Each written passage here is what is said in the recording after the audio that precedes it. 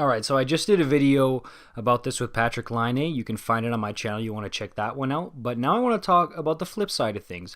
Dubois. Okay, look, he has been the talk of the town the past, couple weeks. Ever since he signed that deal and he still wanted to get traded. And it's finally happened. Pierre Luc, you're off to Toba, baby. Do Manitobans actually call it that? Do they actually say Toba? Let me know. If you're from Winnipeg, let me know down below. But look, now the question is, Dubois, where is he going to fit in so that he can have the most success possible? Because if you're giving away a guy in Patrik Laine who at his best is one of the best goal scorers in the league, then you need this guy to be great. And I talked about it in the other video. Look, if you're a center, you naturally just have higher value than wingers. I know there's some exceptions, the Patrick Kanes, the Matthew Tkachuks, that type of thing. But in general, a center is just a more marquee position than the wing. And Dubois is a big, tough center, which NHL teams salivate over on the daily, man. Like, you know how teenage boys will keep, like, posters of, like, models and hot girls on their wall? I seriously think NHL GMs just have, like, posters of Anze Kopitar and Jonathan Toews on their wall. Just like, oh, one day I wish. You know what I mean? But look, if you ask me, Mark Scheifele is a top 10 player in the entire National Hockey League. This guy is a beast, and nobody talks about him enough. If you ask me, he's the face of your franchise, Winnipeg, and he's the guy. Okay, I know when Laine was at his best, there was kind of a discussion there who's really the face.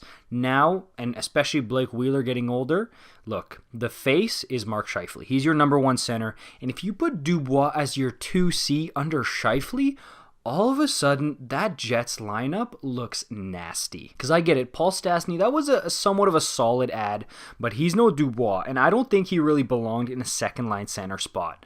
And I think that was just for Laine that they got Stastny back, honestly. But if you put Stastny as a 3C, looking good, eh, Winnipeg? So now your top six, it's looking like it's going to be Scheifele in between Connor and Wheeler, and then you've got Kopp with Dubois and Ehlers. Tell me that doesn't sound great. It really does.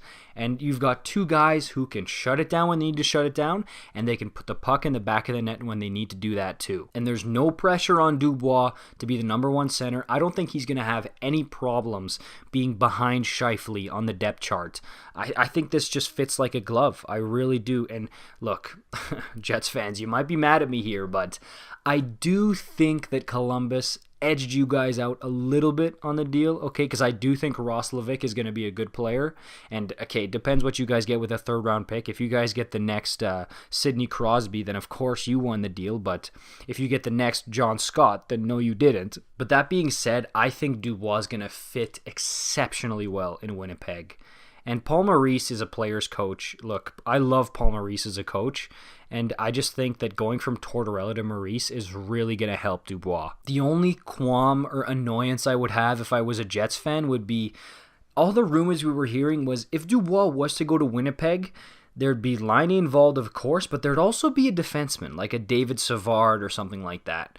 And there wasn't, and that hurts because I think getting a defenseman from Columbus really would have helped the Jets here, and I think it would have been possible. Even a guy like David Savard, I think he would have fit in real well on the Jets' blue line. So that's quite disappointing if you're a Jets fan to not have gotten that. But now the question is the Kawhi Leonard situation, okay? And look, I understand Dubois, he just signed this new 2-year deal and he can't negotiate until the last year of his deal.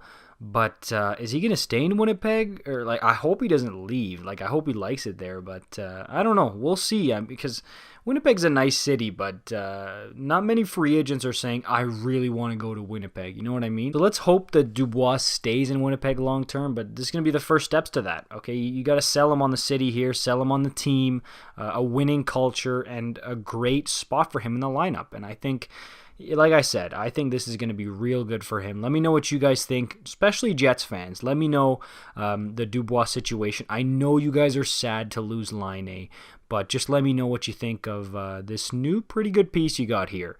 So, yeah, if you're new here, hockey content every day, subscribe, like this video. See you in the next one.